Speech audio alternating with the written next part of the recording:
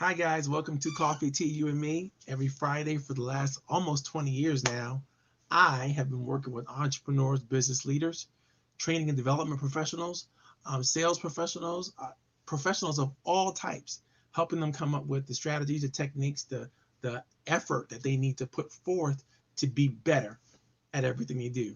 My name is Coach Powell. This program is one of my favorite things to do because it helps me honor a tradition that I believe is very, very important. And that tradition is the tradition of giving back, making sure that you are doing everything you can to make the world a better place from your space, wherever that space may be. And so my space literally is for small businesses. I have a heart for small women owned and minority owned entrepreneur businesses and development opportunities. These things are very, very important to me as a person because I believe that small businesses are one of the best ways for us to have an economic, a social, and a political impact into how our country is developed and run and move forward, how our lives are led and move forward, and how we are expressing our thoughts, ideas, and opinions often depend on the efforts and the ingenuity and the creativity of small businesses. And so, as an economics major, a sociologist, and a Pan African studies person, I like to make sure that I'm on top of all things small business. And this is just one of my major efforts that I've been putting forth for quite some time. And I have to say, it's getting better and better and better. The more we do it, the more we participate, the more we create opportunities. For those of you all who are watching this for the first time or haven't been involved with anything I've done before, listen, I love it if you would hit the like button. Go ahead and add it to your YouTube process. Make sure that you are subscribing to the channel the way you're supposed to do, all that kind of good stuff. You probably know more about that than I do, but I'm getting up to snuff on what social media is all about and how to use it and how do you grab these opportunities. Today, we are on one of the last legs of finishing up our Way Forward planning series. In the beginning of this series, I started to share with you all some ideas about what planning is all about. And I used as a template for planning, and I always use in my practice, in my coaching practice for entrepreneurs, as a template for planning, the Vision Quest model. And the Vision Quest model is something that we discovered is magically useful when it comes to planning, thinking, and executing anything you want to do. And it works for everybody. It works for small businesses. It works for entrepreneurs. It works for big businesses. It works for big leadership opportunities. Even people who are not in leadership could use the Vision Quest 90 process to create better opportunities for themselves, for their families, and for their businesses. So the process is a four-step process. It actually exists in four quadrants of thinking or being, so to speak. And I know it sounds kind of metaphysical, but it's really, really tangible. The four boxes are vision, goals, mission, and task orientation. So when you think about the things that you need to do in life, you need these four efforts or initiatives or ideas or concepts or whatever you want to call them to work in concert with one another. You need your mission and your goals to be aligned. You need your vision and your task orientation to be aligned. You need your vision to be aligned with your goals and your goals to be aligned with your vision and your task orientation. All of these things work simultaneously, linearly and simultaneous to one another. And so it requires an effort of forethought on your part in order to make it all work.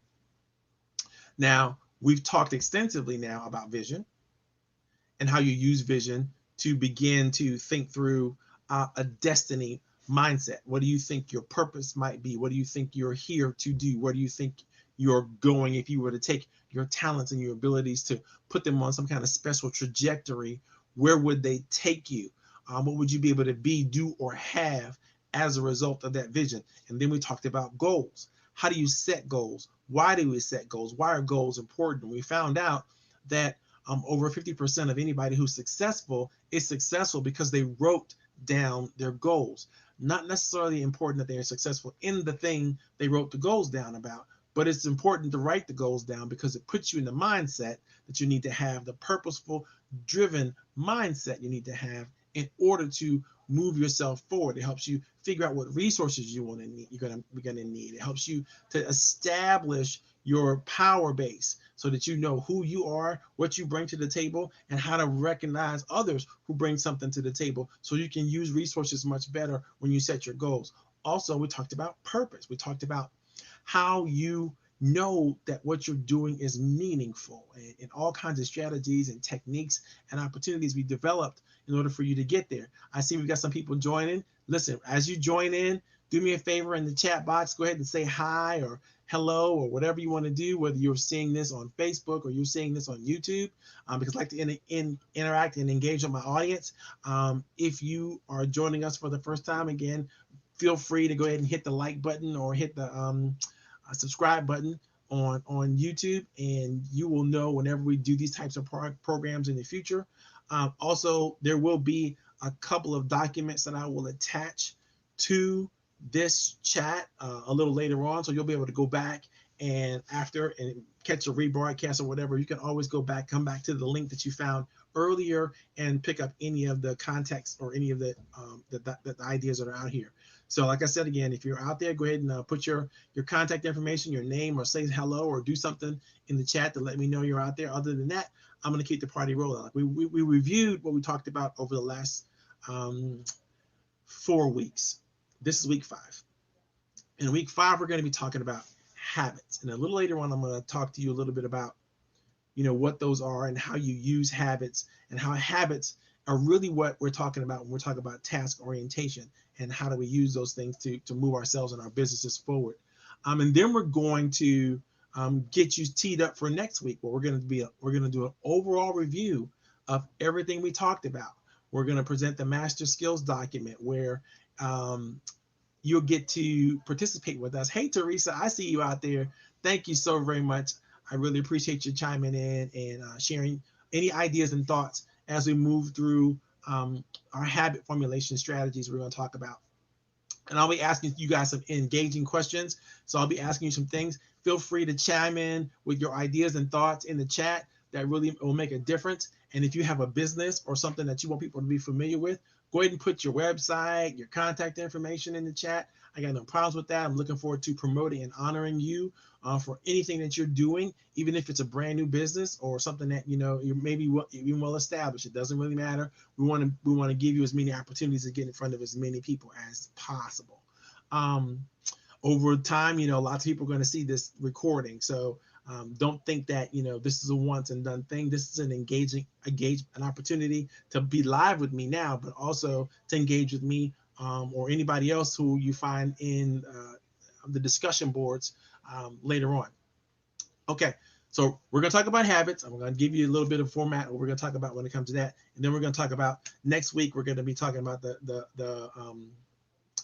closeout, pretty much the reformulation of everything, and you're going to really love next week. So if you're coming today, don't feel like you're behind the 8 ball. You can always go back and watch the former videos in context. This is the Way Forward series plan. This is session 5 of the Way Forward series plan strategy, and then we're going to go to session 6. We're closing it out next week, and then again, you can go back, and if you have any questions about anything we've already talked about, anything you want to know about, go ahead and put that in the chat as well, because that informs future programming and future discussions that we're going to have. I haven't decided what I'm going to do after next Friday. There's going to be probably another series as we head into the holidays, maybe some specific things about hanging out with COVID or dealing with the social political unrest. I don't know what I'm going to talk about, but it'll be something that I think is meaningful based on the comments and the conversations that I've heard from our audience in the past. So let's just make sure that, if there's some ideas or some thoughts that you have out there, you throw them out there, and I'm going to let you know this is going to be the next series, and we're going to do this again every Friday. Okay. Let's get into it. Let's get into habits. Okay, when we talk about habits, I want you to understand that there are some things that you can do to change your habits. You're not a one-trick pony. You're not uh, a leopard that can't change its spots. You're not an old dog that can't learn some new tricks. But your habits are critically important. In fact, Gandhi said, your beliefs become your thoughts. Your thoughts become your words. Your words become your actions. Your actions become your habits.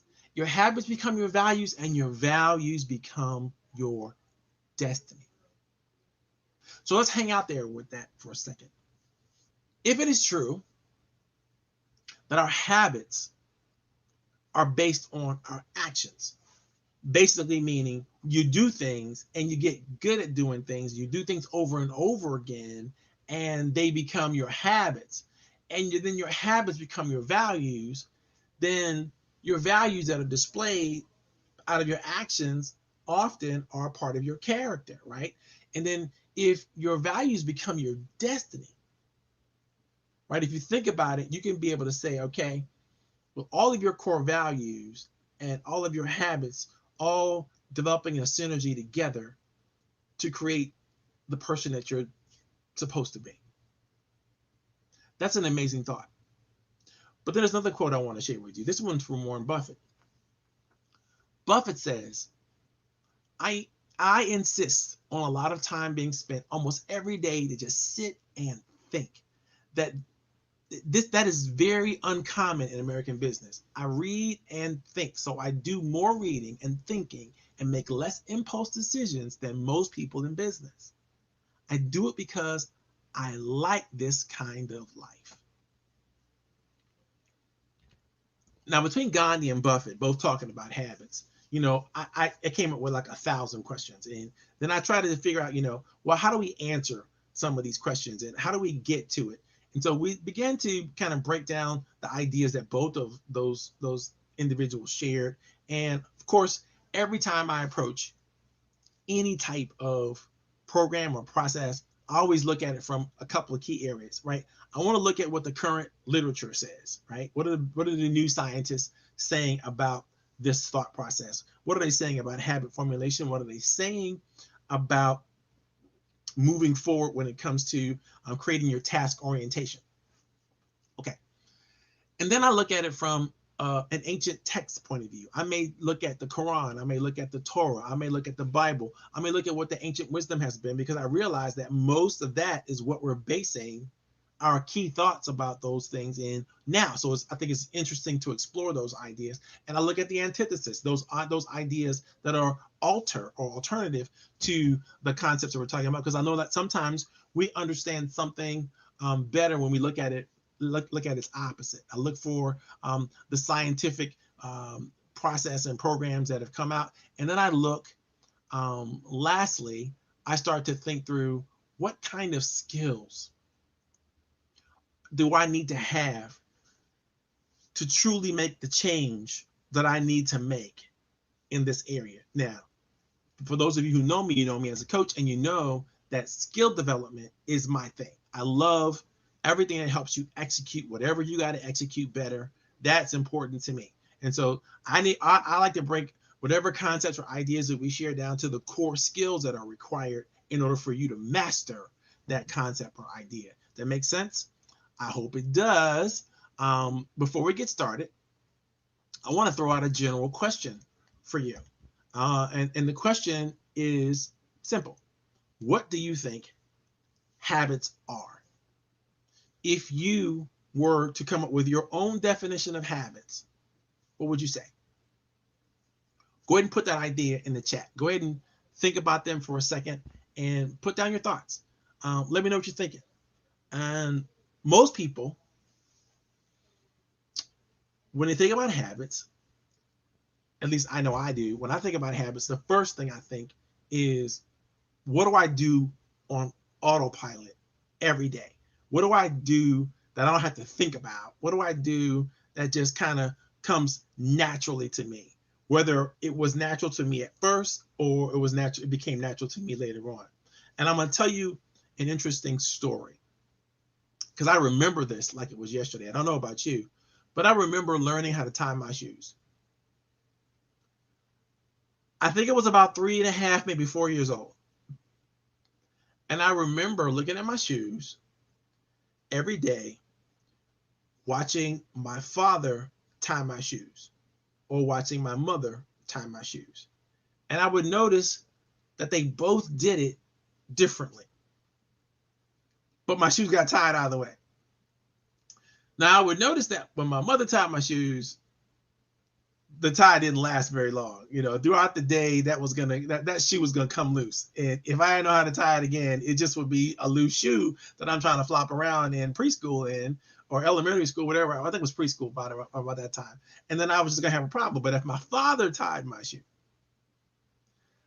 I was gonna have a problem taking that shoe off at the end of the day. Because even if I learned to pull the little string and all that kind of stuff, which I eventually did, that thing was still going to be hard to pull because my father did such an amazing job of tying my shoes that, I'd have a problem. So I decided that I'm going to have to learn this thing. And somebody's going to have to teach me. And I realized that if anybody's going to teach me how to tie my shoe, then my father's going to teach me how to tie my shoe. I'm going to choose my father. So my father decided that he's going to do it. He's going to teach me how to tie my shoe. And he literally showed me step by step how to hold the laces, how to string the shoe, how to move the left hand, manipulate the right hand, the fingers, the index fingers, the thumbs, everything I needed to do. And he took his time to tie the shoe the way he tied the shoe. And I must have worked on this for a whole day. It felt like a whole day to me. Like I'm learning how to tie the shoe, and I would get frustrated. I would feel like this. I will never get this. This is so complicated. It's so difficult. And I got to a point where I didn't want to do it. Because it seemed like it was fun until I started trying to do it, and I was like, oh, this is hard. This is not easy, right? And then I felt defeated. My father would come and say, son, you got to be patient. Keep trying. You'll get it. You'll do it. And I thought, okay, Dad, if you say I should be patient around this thing, I'm going to give it a shot. I don't know, but I'm going to give it a shot because you said I should give it a shot. And then I did. And so I tied it. Now, that feeling I got when I learned how to tie my shoe that first time was like off the chain. I couldn't believe how excited and how amazing this feeling was that I had accomplished this feat. And I was not cognizant of that time that there are several things I learned to do prior to tying my shoe. But this one, it just seemed like it took so much effort and so much manipulation and so much manual dexterity, and just took something special. I felt like I'm probably the first one in my block to learn how to tie my shoe. I'm probably the greatest kid out there. I have learned how to tie my shoe. Now, of course, when I did it, everybody wanted to see me do it. My mom wanted to see me do it. My dad wanted to see me do it. The neighbors wanted to see me do it. The family members wanted to see me do it. Grandma had to hear about it when my mother wrote to her about what was going on to see me do it. And it was just something I had to show all my friends, look, I could tie my shoe. And a lot of them were like, duh, I could do that already. That's no big deal. And some of them were like, oh, wow, that is amazing. I never thought to tie it that way. I never thought I could tie. You're teaching me how to tie it. And they all got excited about tying the shoes because before then, nobody really cared about it. They just went to school and their parents tied the shoes for them, or they learned and they tied them. They learned over the summer or whatever, and it was no big deal by that time. So in any case, the way the story goes is every habit that you have has been developed at some point in your past. And a habit, and I love this expression of a habit, when you think about a habit is literally the foundational expression of our actual values. And in a way, they predetermine our destiny. To change a habit, they're often unconscious. They're often they run about 45% of our daily activity. It's our ongoing unconscious habits. So think about that. Good or bad, I'm not adding more morality into this, not yet at least, but good or bad, our habits run our unconscious reality. We don't have to think about how to brush our teeth anymore. We don't have to think about how to tie our shoes anymore. We don't have to think about how to drive our cars anymore. We don't have to think about how to boot up our computers or to run our certain programs on our computers anymore. We don't have to do it because we've been doing it and doing it for so long, for so many years sometimes in some cases. We've done it repetition over and over and over again. It is not something we now have to think about. At some point, it was an accomplishment where whatever it is we're doing, we were excited about it. It was interesting. It was fascinating that we could do it. We were surprised and excited that we could get it done. So what do you think about that? Habit formulation in all of its imperfections, in all of its iterations, requires a couple things. It requires discipline. It requires discernment.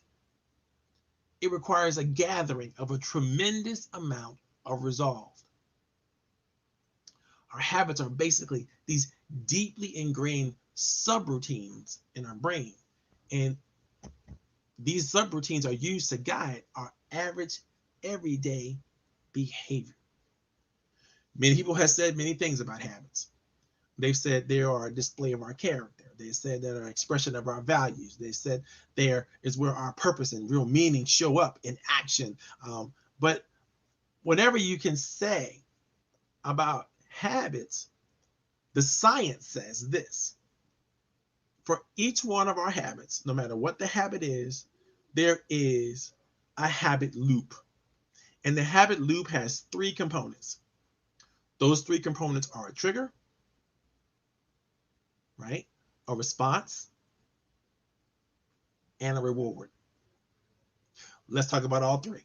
Trigger, response, reward. What's a trigger? A trigger is a stimulus. Anything that happens inside of you or outside of you that causes a response. It initiates a response. You have to respond. In thought and deed, you have to respond to the trigger. If you're cold, your response might be to shiver.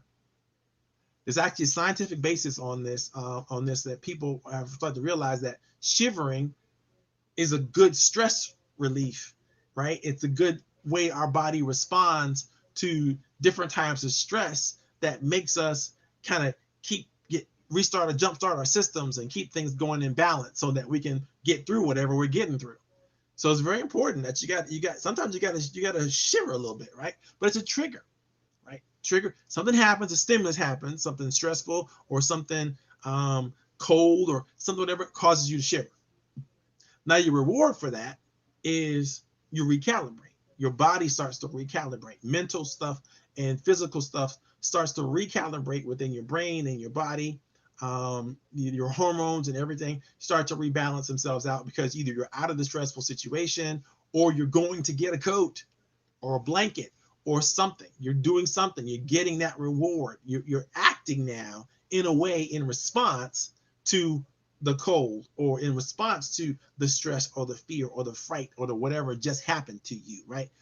That is there's a trigger, a response, and a reward.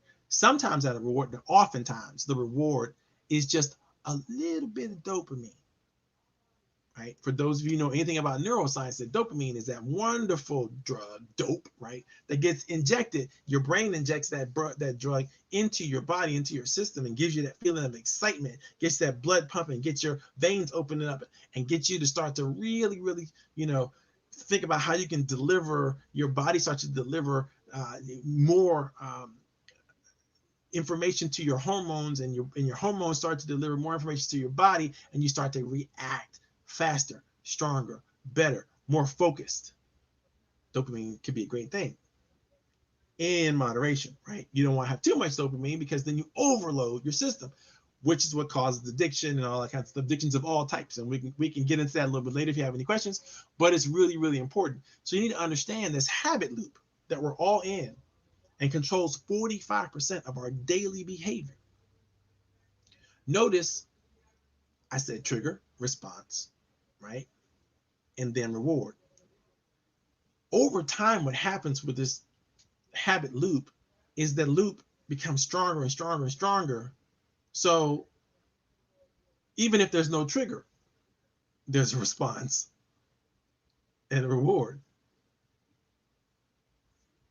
You used to brush your teeth because you were told to brush your teeth. Trigger. Now you brush your teeth because you believe it's the thing you're supposed to do when you get up. The trigger changed. Maybe there was no trigger at all, but still you're habitually responding, and then the reward is happening. A little bit of dopamine. As time goes on, less and less dopamine gets rewarded because now your brain doesn't have to do the work. It doesn't have to think about the action that it's doing. You can drive. You can go from place to place often, places that you've been before, and you're going to go there on autopilot. I literally took a different route to my house just yesterday and ended up at my old house, which is not far away or anything. But I was so used to when I got to a certain point in the road, making a right instead of keep going, I made the right and I went right into our old apartment complex. Because I was talking to my wife, I wasn't thinking, I wasn't really concentrating. I was a distracted driver, certainly. But autopilot, pull right into our old neighborhood. My wife was like, "What are we doing in here?" I don't know why I did this. I guess I'm used to coming down this road, making at a certain distance, putting on my signal light and making a right instead of moving forward. And that's exactly what I did. So it's hard to sometimes when you're in a habit loop, it's hard to break the loop. It's hard to stop the habit behavior. I see here that one of my audience members, Teresa, said that habits. Yeah, where people aren't comfortable changing their habits because it's so deeply ingrained. There's so much a part of our unconscious decision making. Now, in order to change a habit that is unconscious, that's something that you naturally do, how are you going to do that? How are you going to make that happen? How are you going to change something that you naturally do? Right? I remember learning to drive. When I learned to drive, I'm 54 right now, and I learned to drive in the state of Maryland. In the state of Maryland, when I was 16, insisted that the best way to hold the steering wheel was 10 and 2, right? 10 o'clock and 2 o'clock for those of you who are not used to the face of a clock. And I realize those of you are out there, right? At 10 o'clock and 2 o'clock is where you put your hands on the steering wheel. If you imagine that your steering wheel was a clock, right? 10 and 2. That's what I learned. My daughter, when she's going through her driving lessons and her driving tests, are learning that 10 and 2 is inappropriate way to hold the steering wheel. Because at 10 and 2, if the airbag goes off, your arms are gonna fly right in your face, right? They're probably gonna break. But the power of the air coming out of your airbags, in order to save your life, you're gonna have your arms broken right against your body, right? So that's why 10 and 2 is bad. They didn't have the airbags when I learned to drive. That was a brand new piece of technology, and only very, very expensive cars had airbags in them. And it wasn't until later on that pretty much all cars had airbags in them. So now you learn to drive, what I think at 4 and 7, something like that. So you're driving with your hands down here on the steering wheel. Totally foreign to me. When my daughter told me I was driving wrong, I was like, you must be crazy. You must be out of your mind. But then she explained to me that the rules have changed. The ideas, the concepts they're teaching have changed because the situation has changed. I got old habits now as an older driver that might not serve me well. Well, nobody's going to take my license from me. Nobody's going to come and get me or pull me over or anything like that and say, you know what, because it's not illegal to drive the way I drive.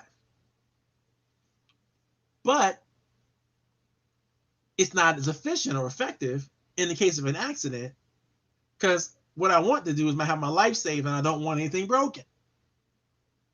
So it's probably best not to have my hands all jumbled up in the situation, right? So you have to think about this. Habits. What do habits mean? How do you know when is it time to change a habit? And then how do you go about changing the habit? Well, right now, I'm still working on changing how I drive. Do I drive underhanded or overhanded, right? How about the change to push your mirrors out to see the next lane instead of back into your car? Hey, yeah, that's another one.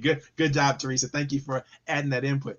Um, yeah, these habits are things that you have to change. And somebody changes a law or a rule or a thought process, and now you already got this deeply ingrained habit. How do you change it?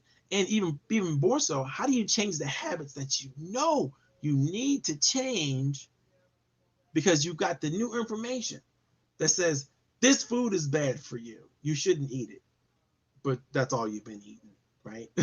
Or this way of exercising is bad for you, but that's how you will learn to do it in the army. That's but we now know that's just the bad way. You shouldn't do it that way because you can cause strain on your neck or whatever that is. So you have to think about this. Habits are very, very difficult to change, and they're very deeply ingrained in your thought process, how you do things. So how do you do? What do you do? It controls 45% of our daily behavior. Let me tell you why that's true, though.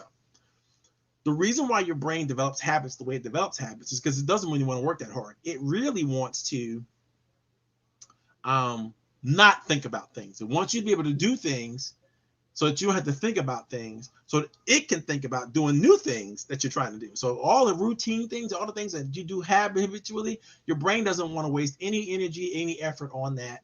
It just wants you to do it on autopilot because your brain is sort of lazy when it comes to habits. And so when it comes to habits, your brain is on autopilot. It's doing what it's doing, and you're doing what you're doing. You're not even thinking about it. You're not conscious of it.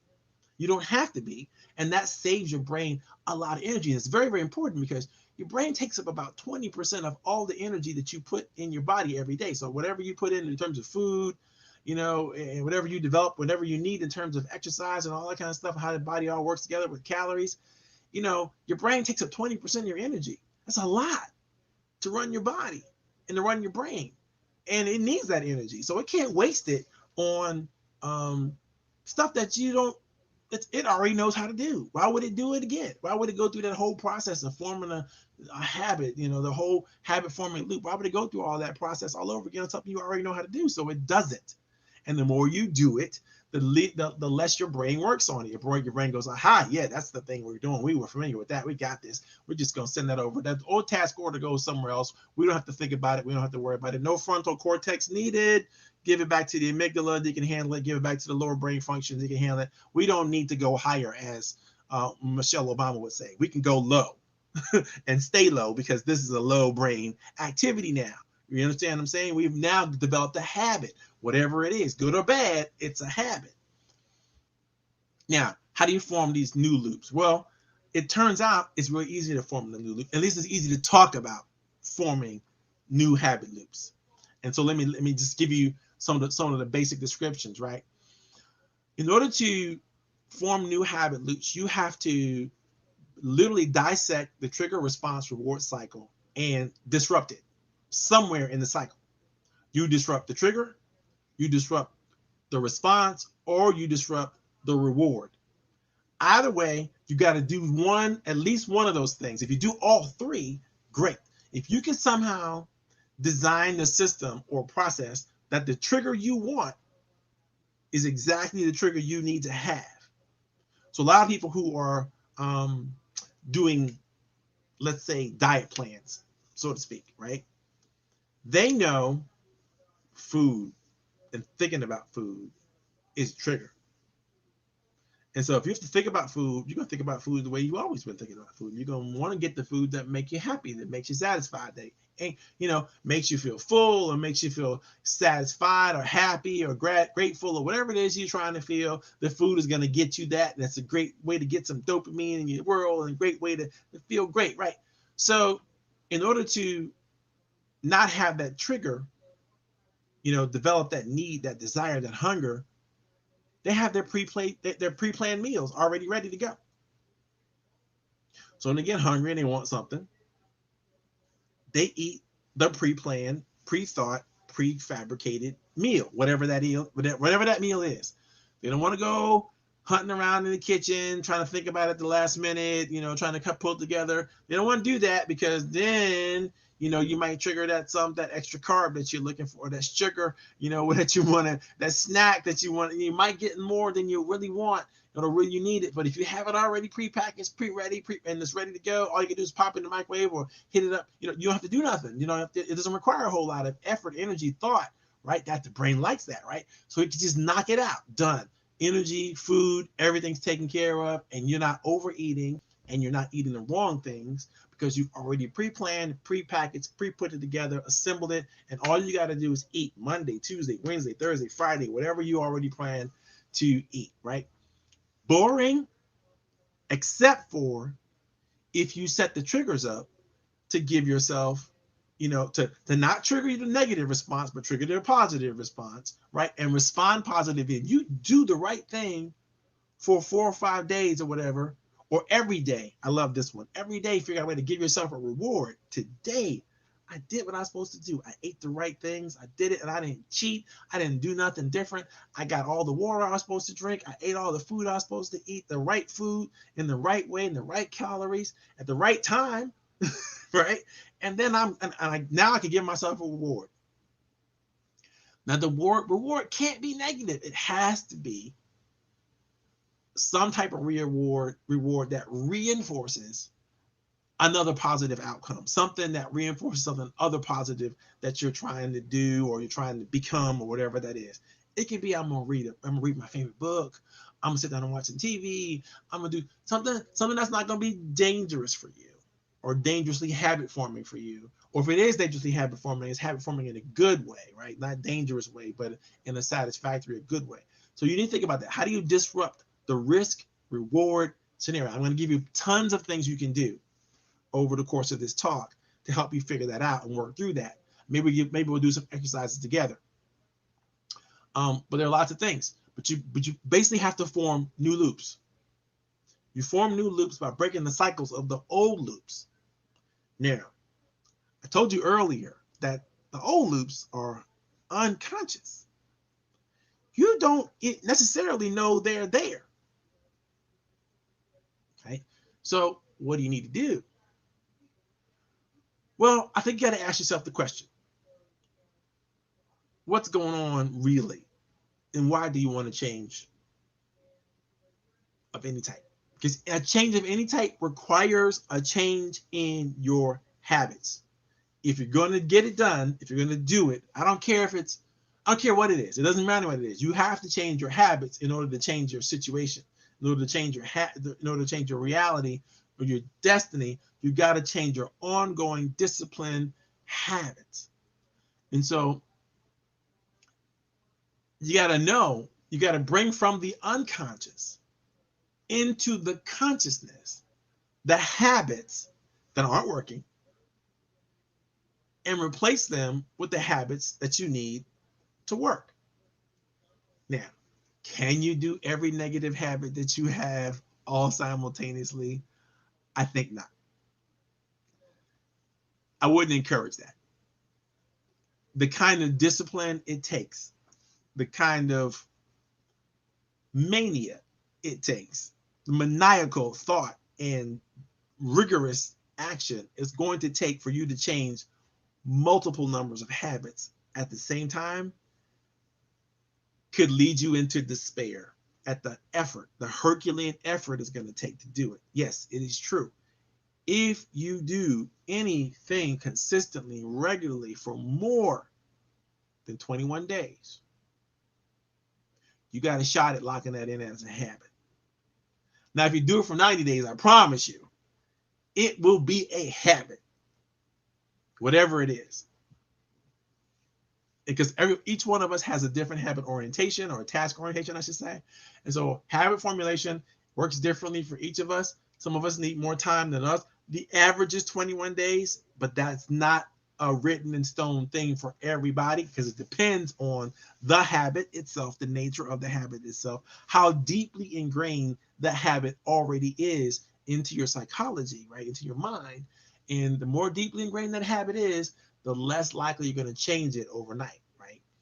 But if it's not a deeply ingrained habit, you can switch it up. You can change it pretty regularly. You can change it pretty quickly, a lot faster than a deeply ingrained habit, like something that is something that you did out of an addictive nature, right? Smoking, very difficult habit to break. I never did, but I never had the habit, so I didn't have to break it, thank God. But you think about it, most habits that you have are very, very hard to break because of you've already given yourselves that trigger response, dopamine reward response. You've already done it to yourself. Even if it was a bad habit, you did that. Your brain did that dopamine thing because your brain said, "Hey, you're doing this more than one time. Oh, let's bookmark that. Oh, you're doing it again.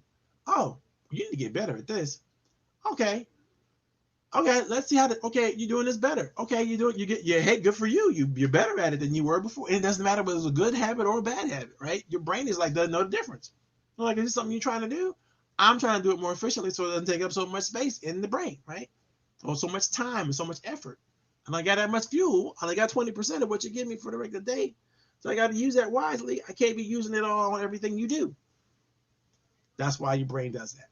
So let's talk a little bit about what you want to plan or develop to change a habit. What are the things? What are the things that would make you understand that you need to do some changing?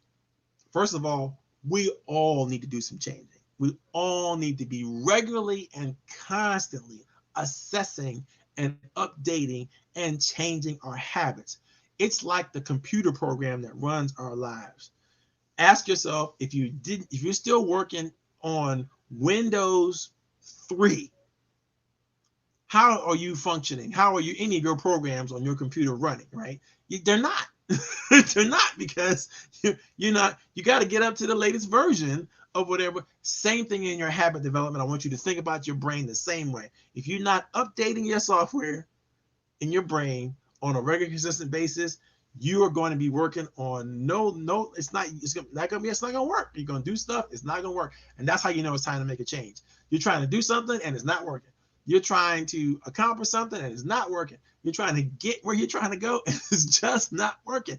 Your habits are at least part of the problem. If not the total problem, they're at least part of the problem. So if you're having things that are disappointing to you, if you're having things that you're trying to do that are difficult, you have got to adopt and develop new habits, period. The other thing that can happen, though, is you may find yourself having a need to master something. You may find yourself having a need to be one of the best in the world at something, whatever that something is, right? I guarantee you're going to have to double down on your habitual behavior regarding that thing, that association, that activity, that organization, whatever it is you're doing. You're going to have to do more of it and do better at it in order to master it, in order to get so much better at it that you're recognized by others as great, brilliant, exceptional, a man of distinction, so to speak, right? In order to do that, you're going to have to spend a lot of time and effort into getting better. And that effort in and of its own, it's Herculean for most people. It takes a lot of different techniques and strategies, which we're about to go over. But no matter what you think about when it comes to changing and getting into that, forming new habit loops, you're going to have to develop the discipline, and then you're going to have to make the full commitment to do it. You cannot do it otherwise. If you're not going to be disciplined, if you're not going to be fully committed, just stick a fork in it. You're done. Now I'm going to suggest to you that there are 7 planning techniques that you just got to be brilliant at if you're going to change any habit. You have to work on these, or you're just not going to be able to you're not going to be good at changing habits. And the more you get good at changing habits, the faster you can move and grow and develop yourself, your business, or anything else, or anyone else through life, right? Number 1, you got to be great at writing it down. You got to be great at putting down your thoughts on paper. Putting it down on paper is critical. You got to write it down. Number 2, you got to visualize whatever change you want to make. You have to be a genius at that. Number 3, you have to be great at discovering what this change might mean to you. What is the purpose of it? You got to have some sense of that, or why you want to do this in the first place and what benefits you're seeking, right? You have to understand what I call the growth achievement model, which basically is an understanding for how you measure growth and achievement in a systematic way over time. How do you do it? How do you accomplish it? What are you doing? What do you do to grow? What do you think about? How do you exercise? What do you do to grow, to become stronger, to become more resilient, right? You got to think about that growth achievement model. Next, you got to create an environment around you that is conducive to supporting the change that you're trying to make. A lot of times, it doesn't matter how smart you are, how talented you are, how skillful you are, how dedicated you are, how willful you are. You can't make a change because everything around you is making it more difficult for you. It's already difficult. But everything around you is saying, no, you can't do it. No, you shouldn't do it. Oh, hey, there's an ice cream bar. You've been waiting for those to go on sale. Oh, you're on your diet, but they don't fit your ice. Okay, you're just going to have one bite. No, you're not. No, you're not. You're not going to be able to stop yourself once you get started because your habit says, I finished the whole thing. And unless you're developing habits like, okay, I'm going to have that ice cream, but I'm going to break that bar in half, or I'm gonna have a quarter of it and the rest of it I'm putting back in the freezer because I have a system designed to make sure that I only get a quarter at a time. I already broken it up, put them in little baggies, and I put it in the freezer, or I gave it to my wife with a lock, on the lock on the freezer, and she said, okay, I will give you one if you accomplish everything that you said you want to accomplish on your task list, and you can have one. That's your reward, right? So think about it. You got to have an environment that supports the change, right? You also have to make time and space to practice and refine the behavior. A lot of people who, they say, I'm going to do this. I got this great little list. I'm going to do this thing. I'm going to knock it all off and get it all done. But guess what? They never have the time to execute it. You can plan all day. If you don't execute it, if you don't evaluate it, if you don't go back and see what's working and what's not working and tweak it, you're going to run out of juice. You're going to run out of steam. You're not going to do it. And last but not least, you have to develop some purposeful, meaningful, extrinsic rewards. Now, the difference between extrinsic rewards and intrinsic rewards are this. Dopamine is an intrinsic reward. You're going to do that quite naturally. You can't force that. Well, you can, but after a while, you'll learn how to. But that's not the reward you should be looking for. You should be looking for an extrinsic reward. Something that, after I do this thing that's so difficult for me to do, after I change this habit, that I'm going to give myself something tangible, something that I can put my hands on, something that I can enjoy, or something real. Maybe somebody else can enjoy it with me. Maybe I can enjoy it with someone else. Whatever it is, it's got to be healthy. It can't be something that's detrimental. Like, you don't deserve a binge drinking. There's nothing you can do to earn that. So there's nothing you can do to earn a blackout drinking binge. You don't do that. That's not something that you want to go in. So you didn't hear from Marvin. People say, well, Coach Powell said, no, Coach Powell did not tell you go off the deep end, break your vows, or do anything that you're not supposed to do. I'm not talking about that. I'm talking about healthy extrinsic rewards, right? So let's go through them again. Writing it down. A lot of people choose to write down their goals. They like to take notes. They like to journal. They like to use their planner pages. They like to use apps on their phone or on their notepads or anything they have. Anything you use to codify a couple things. What are your plans? And then review your plans and make sure that you have some kind of system or a strategy to say, okay, this is how I measure this. And this is how I know I'm winning. This is how I know I'm losing. And this is what I'm going to do about it, right? And then your system has to have notes for all those things. You have to have some kind of written documentation for all those things. You need to create that system. It could be your planning system. I use Franklin Planner. Love that thing, right? You might want to use some other things that works for you. In fact, if you know some planning system outside of the traditional paper-based planner that literally works for you and you love using it, I would love it if you put that in the chat for everybody else to participate and use it too. And if it's really good, I'll go test it out, and I might even do a whole broadcast about it. It's that important. If you do not write it down, you cannot prove it. Let me repeat. If you do not write it down, you can't prove it. You can't articulate it. You can't share it. Nobody knows what you're up to. But if you write it down, you start developing a language to put your thoughts and ideas into concrete concepts and language that you can then transfer to someone else. And you can say, listen, here's what I tried to do. Check it out. And I did this, and I did this, and I did this on this day, and this day, and that day, and this day, and that day. What do you think? Did I do anything wrong? I can't figure this out. It still doesn't seem to be working. What's going on? What do you think? You could take it to a friend and say that if you wrote it down. But if you try to remember the details, you can't remember the details. You can remember the feeling, but you can't remember the details. And then how is somebody going to help you? How's a professional going to help you? I don't care whether they're a trainer, the best coach, the best, psychotherapist or mentor or friend you got. If they don't get the details, they are less likely to be effective. And the details written down are much better at transferring that concept, that information. You can take my communication class and find out a little bit more about that. Number 2, you have got to discover what the change might mean to you. What is the purpose? Why am I doing this? What benefits am I seeking? You got to ask those kinds of questions and write down the answers to those questions, right? You got to perform some investigative analysis on yourself. Why do I do what I'm doing right now?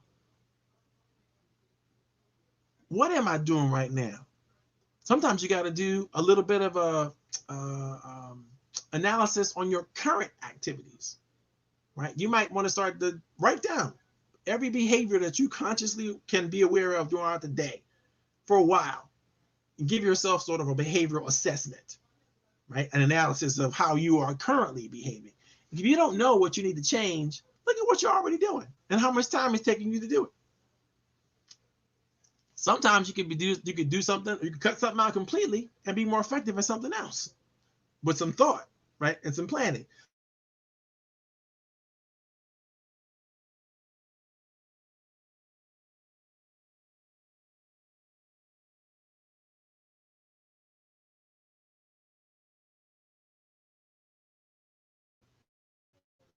In my life that I to the side.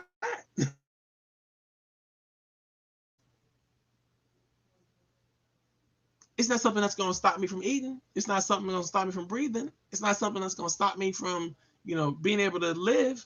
And so, did I need to spend 20 minutes on it thinking about that? No. Now, of course, I don't spend that much time, but it's just one of the things that I do that doesn't really matter. It's just something I do. It makes you feel good.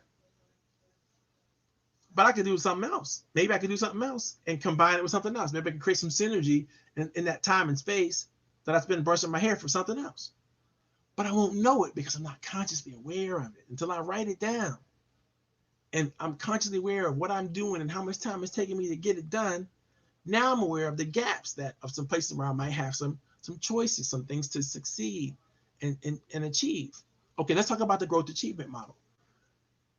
Every single one of us has to have some strategy, some technique about our personal development, our professional development. What are we doing to grow? What are you doing? How are you doing it?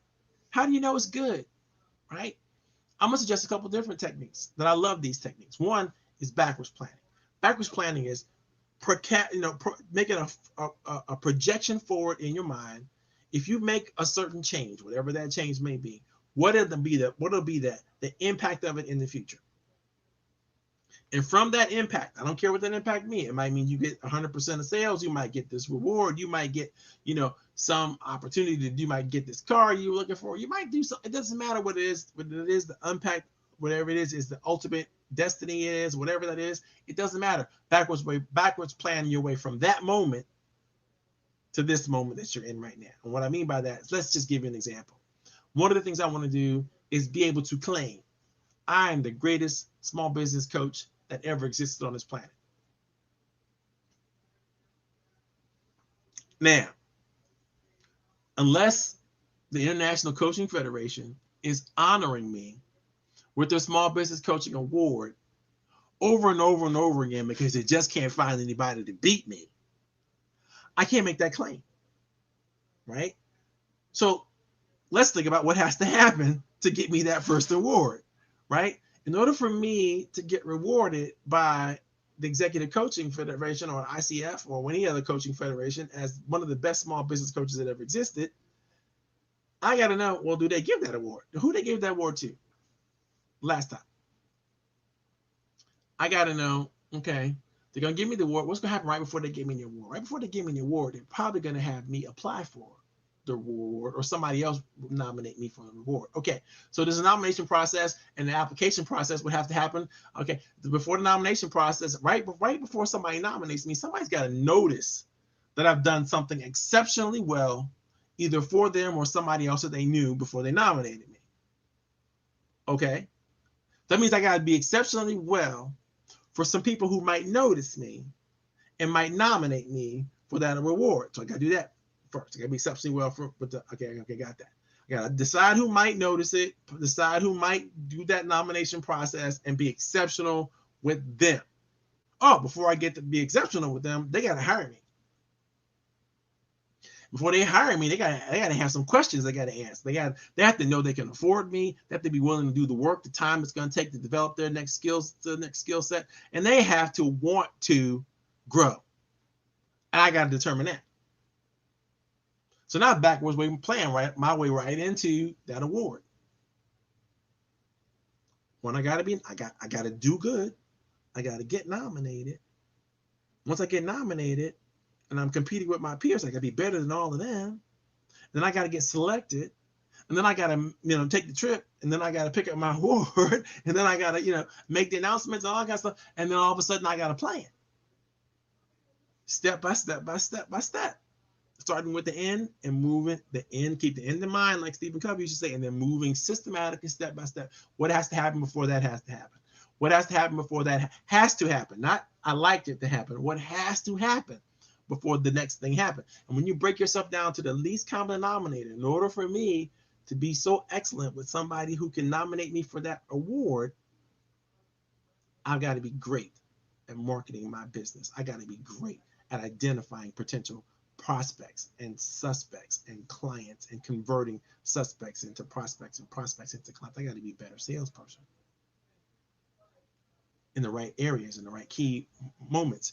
You see, all that's backwards planning. It helps you come up with the strategy. And now, okay, who do I have to be? What do I have to do daily to get there? How many phone calls do I have to make? How many letters do I have to write? I got to have some habits informed, and how can I make those habits easy? Right? I got to have the phone list right in front of me, the call sheet right in front of me. I got to have my scripts or whatever, my sales scripts or what I want to have right in front of me. I got to have a comfortable room to practice in and play in and practice my pitch or my opening and closing comments and gotta have all that. Gotta be ready to push the button when somebody says, yes, I'm good to go. Oh, great, that's wonderful. All I need you to do is sign on the dotted line right here. Gotta have my orders ready to go and everything. It's gotta be done. Or I'm not gonna be good. I have to develop the habits required to get me into the strategy that I'm gonna get to in order to move my thing forward. And every time I get to the next level of strategy, I have to have a new set of habits. Or I have to keep the old set of habits and develop on top of those habits. So you understand that's coming from. It's very, very important that you have some motive. Another way you can start thinking through your growth achievement model is chunking, right? Chunking major programs and processes down into the smallest bit of information so that you can handle it at the small bit level, right? I know that I'm choosing fasting as a mode of spiritual awakening, but also as a mode of correcting my metabolism, right? I'm choosing that process. And that means after 6 o'clock every day, I got to stop eating. No eating until the next morning, sometimes until 10 o'clock the next morning. That's got to happen daily, right? That's a habit. that I got to get into, right? I gotta know, shut it down. Sun goes down, no more eating in the wintertime, right? So we're in the wintertime now. I can't do it. So I got to get good at it now. How do I set the environment up so that I can win? No snacks, stay away from the kitchen. Anything that's gonna take me next to the kitchen, I've already pulled it out of the kitchen. So I don't have to go into the kitchen. I have to go around the kitchen. Make sure you don't have, snacks readily available. If I have them, I'm gonna have to go run and get them, or I'm gonna go ask permission to get them from somebody else who has them. Right? No snacks. Can't do it. And that's how that is. Or go to bed. Go to bed early. No need to sit up and suffer and be hungry because you want your favorite snack while you're in front of the television. Go to bed. You shouldn't be up that late anyway. Think about that. So you got to set the environment up, right? You got to chunk it down to its smallest bit. Go to bed at 8 o'clock instead of 11 or 12. That way, it's already dark outside, house is quiet. So somebody else, so you get to bed before everybody else does. Get a full night's sleep, do it again the next day. Reset the metabolism, lose the weight, get the body to work more efficiently. Pray. Whatever it is you're doing, figure out ways to meditate on it. Figure out ways to do it that way, right? That's the growth achievement model. Next thing you gotta do is you gotta create that environment. We already talked about that. Create the environment that supports the change. Sometimes that environment is developing an accountability partnership with somebody. Sometimes it's just literally changing the physical environment in a way that makes it difficult for you to engage in the old habit and you only have the new habit left to engage with, right? So now you're forcing yourself to, man, I have nothing else to eat. That's not good for me. I got to eat this. And now I can't eat after 5. I got to make sure the refrigerator locks or whatever that is, right? But set that environment up. Get to the accountability partnerships. Habit trackers are great. If you know what a habit tracker is, Google it, right? It's basically a systematic chart that you put together that will track whatever habits that you have over a period of time. I suggest a month, right, of daily, weekly habit trackers that you have set up about every habit you need to change, right? So I never miss, taking my supplements or drinking my water or eating my food correctly or going to bed when I need to go to bed or waking up and praying or reading for an hour or whatever things habits I program into my habit tracker. There are things that I can see myself knocking it out over a period of time. I go like, wow, I missed the box last Wednesday. What did I miss? Oh, I'm gonna double up on another day somehow, some way in order to feel like I'm winning. But the habit tracker helps you see, how difficult it is to consciously, make the changes you have to make. So I wouldn't suggest you put a whole bunch on the habit tracker, but definitely the habits that you have to remember to do daily, you got to put them on the habit tracker, because that's going to help you measure the intensity, the quality of your success. Right? Daily, monthly task list. Those things are very important too. Daily, weekly, monthly task list. Big projects can go on a monthly task list. Got to get it done before December. It's on my November task list. Right? It's now. How it shows up on my weekly and daily task list is different. I break it down. That same big project, I might break it down on my weekly task list, and then my daily task list might be broken down to even smaller tasks, subtasks, right? Why? Because I want to keep every project in front of me. I want to keep every project moving forward. I don't want to see every project every day as this Herculean thing I got to do. I just want to knock off little tasks at a time. So at the end of the day, after I knock through all my tasks, I can give myself a reward because I made it through all of the important tasks, the vital tasks, the A-level tasks, or the important tasks of my day got done. So I do those things right up front so that I can feel good right up front. I hit the hard stuff right up front, work out, make my phone calls, talk to some of my important clients right up front. And the rest of the day is research and, doing things like this that are more fun and more interactive and engaging for me, because the hard work is already done. You got to think about that. What's your task orientation and how are you doing that? How are you creating that environment? How are you supporting yourself along the way? Make the space and time to do the thing. Whatever it is you're trying to do, You got to make some new space and some new time for it. Put it on your calendar, put it on your daily calendar, your weekly calendar, your monthly calendar. This is what I'm doing between this time and that time every single day. Make an appointment with yourself to do it, and then defend that space. If you're starting off, you're going to say you need to work out for 30 minutes every day. That's great. Don't start with 30 minutes every day. Start with 5.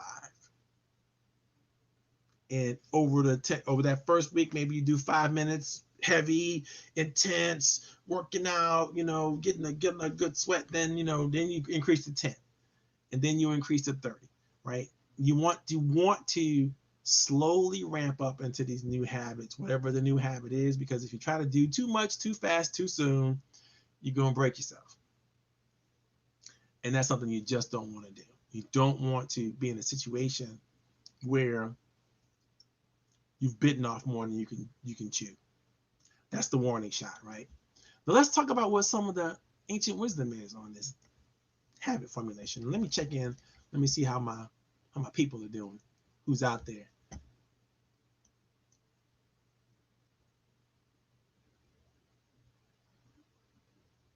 Yeah, I hear you, Teresa. You are right. You are right. It's very, very important that, when you talk about triggers and tracking your habits, it's really important that, you don't skip multiple days and then just be okay with that. It's okay to miss a day or two in a situation. It might be a sign that you're trying to do too much. When that happens, when you see that happening, it may be a sign that you haven't broken it down enough to make it easier for yourself. But definitely if you find yourself not doing something on your task list or on your habit tracker for multiple days in a row, you gotta really rethink. Do you want this? And this is another trigger for me when I talk to a lot of my clients. When they're going through a habit change they're trying to do, and we see that they are unable to get to something on a consistent basis. Start asking yourself, well, wait a minute. Did you really want this? Is this in alignment with your values, your principles? Is it in alignment with your desires and the wishes for yourself? Do you think it's something purposeful? There might be a reason why you're not doing it. This might be a reason why, not just, not because you're not disciplined or you're not focused or, all the other things. Let's look for it, but let's look for other things too. Let's look for your vision. Let's look for your purpose. Let's look for your mission. Let's look for your goals. Let's look for all the other things that we talked about earlier that may be taking you off your game. And maybe it's the whirlwind. Maybe it's you got so much on your plate right now and you haven't been able to prioritize or get anything off of the plate. Basically, you haven't been able to delegate it to somebody else because you've wanted to do it, or you feel like you have to do it, but that might not be true. So you got to really think through. It's a lot that goes into changing your habits, because you got to, like I said earlier, you got to create the space for it. If you don't have the space because you're already overwhelmed with so many other things, you got to be more effective and efficient at what you're already doing somehow, some way, in order to create the space for the new thing. Very, very difficult for most people to think about and do. But I want to share with you what I pulled out from the text, when I pulled out from the Word, the Bible. What does the ancient text say about this thing? And I'm going to give you this one Bible quote, and then I'm going to get off it when it comes to this. Romans 12:2 says, "Do not be conformed to this world, but be transformed by the renewal of your mind, that by testing you may discern what is the will of God, what is good and acceptable and perfect." So there's a couple key things I want to remind you of in this, and then I'm going to move forward. Clearly, we all have the power to take responsibility for our own habit formulation. All of us, we have the power. And when we exercise that power, we are in sort of a destiny partnership with the universe. Yes, there might be a predetermined destiny for all of us in some sort of shape or form, but I think when we get involved, then we are opening ourselves up to seeing the path that we're tracking and getting involved in a lot earlier and a lot sooner than may naturally appear to us if we just let the chips fall where they may and go whatever they want to go with. So I think we can get involved to quicken it and to intensify that pursuing of our destiny. And I think that's very, very important for us to do, because that allows us to feel like some semblance of control and some semblance of balance and some semblance of participation with the forward flow of human history and the greater good, right? So it's very, very important. And I love that Bible makes this clear. The other thing that it's clear, and then just this one passage, is that it's okay to test. It's okay to try something and see if it works. You have that ability, you have that choice. In fact, you should, in order to discern what is right. Because other than that, you're being told what is right, what is good, what is great. But through testing, which is encouraged, you can decide for yourself, you can discern for yourself, you can begin to understand or develop wisdom around what is and is not good. Other thing I want you to think about is the law of reciprocity. And the ancient text pretty much says this, do unto others as you will have them do unto you, as you would have them do unto you. No, let's think about that. You don't have to wait for somebody to do for you what you want done for you. You can do for them what you want done for you. That's a choice. And the more you make that choice, the more the universe lines up again in partnership with you and starts to deliver back to you what you want. Because you're already putting the investments in. You're already doing that for other people. Another thing I would think, that I was blown away when I read this is, yes, there are established rules. And as long as those rules are helpful to you, you should go with them. But if not helpful, and you see that they're taking you off the path of your great destiny, your great partnership, and your great access to the universe, you probably shouldn't follow those rules. You're not gonna feel good about yourself for following those kinds of rules. You want to look for those natural laws, those universal principles. You want to look for those things that you should follow and you have to follow, or the consequences will be dire. You also want to look for those greatest values that you have that are calling to you, that are saying that these are the values that I hold. One of my greatest values is courage. I know that with every value you focus on, there's a sacrifice for that. Being courageous means I'm not always going to cross every T and dot every I. I'm not going to do it. Sometimes it's got to be bold and go forward with it. That means I'm going to take some risk that other people aren't going to take, who are not as courageous or bold as I am. That means also that I'm going to pay the cost of that. And I got to be wise enough to know that there's some costs that I want to pay, some costs I don't want to pay. But that doesn't mean anything. I'm going to be courageous anyway.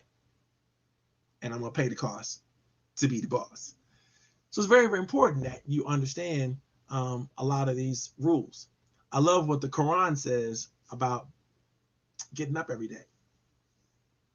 For most of you who don't know this, if you just say just kind of one thing in religion, the Quran says get up every day at the dawn and greet the sun, and let that be your first prayers of the day. You might pray all the times during the day, 5 times, but every day you meet the sun. I like that, right? That's a discipline, right? That's a focus on something that's good. And practice, the Quran says this too, practice gratitude all day, every day. That's what you got to do, right? These are things that you have the choice to do. You're not uncontrolled. You can be conscious of this. You can make a conscious decision to make the kind of changes that you want to make. Some of the text says it's important to meet with your trusted individuals. It's important to not be alone, especially during this time of isolation and COVID-19, all that kind of stuff. Reach out to people. Reach out to your friends. Reach out to people who can trust with your habit change, with goals that you have. Help them to inspire them to be accountability partners for you, and you become accountability partners for them. When you do this, you'll find ways to win together, and in that, everybody wins. You can do so much together that you cannot do alone. And that's one of the key tenets I run my life by. I try not to do anything alone. There's always a partnership involved somewhere. Whether there's a partnership with technology, a partnership with other people, a partnership with an organization, I'm always about finding synergy, because I realize that's the highest form of leverage that I can find to get more out of myself, out of what, and then if I can get more out of myself, I have more to give to others. It's part of my value system. So think about that. How do you make your practice? How do you develop your habit formulation? How do you change your negative habits into positive ones? How do you create better habits? How do you get better at the habits that you have now that are already good? How do you double down on those habits? And I promise you, if you break the habit cycle, right, break it apart, analyze it, you'll start to come up with some clues. But I like writing it down. I like sharing with my friends. I'm planning to make a change in this direction for these reasons. And this is what I'm going to do about it on a regular daily basis to get me there. Some of the things I do, and I've done this for years, and I always share this with people all the time. This is a sort of a habit tracker. I don't know if you can see that. You can't read it because the light's too strong. But this is a habit tracker. It goes along with my Franklin Planner, right? So every day, it looks at look at this every day. And I'll just read you the things to do on my daily task list. Daily task list. They're gonna be the same every day, so I just wrote it down once, and I just keep transferring day to day. Tell Kimberly and Kayla that I love them. That's my wife and my daughter. Pray, plan, and review. Pray every day. Plan every day. Review those plans every day. 3 times I'm looking at my planner at least, right? Pray over my plans, right? Read for an hour a day. Try to find something that I haven't read before, something new. Read for an hour a day. Work out every day. Plan and record my meals every day. 15 minutes of cleaning somewhere in my house, in my environment, my office, whatever. 15 minutes of cleaning every day. Take my vitamins every day. That's twice a day for me. Wake up every day, 4:30. I don't do that anymore. But getting up early, that's part of my process. Right? Floss your teeth 3 times a day. I'm on it all the time. Now, do I get off sometimes? Yes. But I have a constant reminder to get back in my game.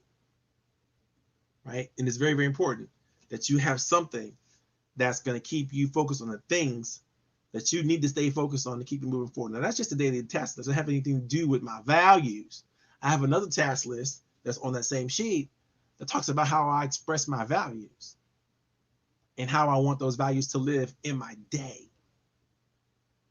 And those are the things I wake up and meditate on every day. How can I be better at this? I want to be better at this. And I make it positive affirmation statements. And I'm doing that on a regular, consistent basis. And it helps me stay grounded.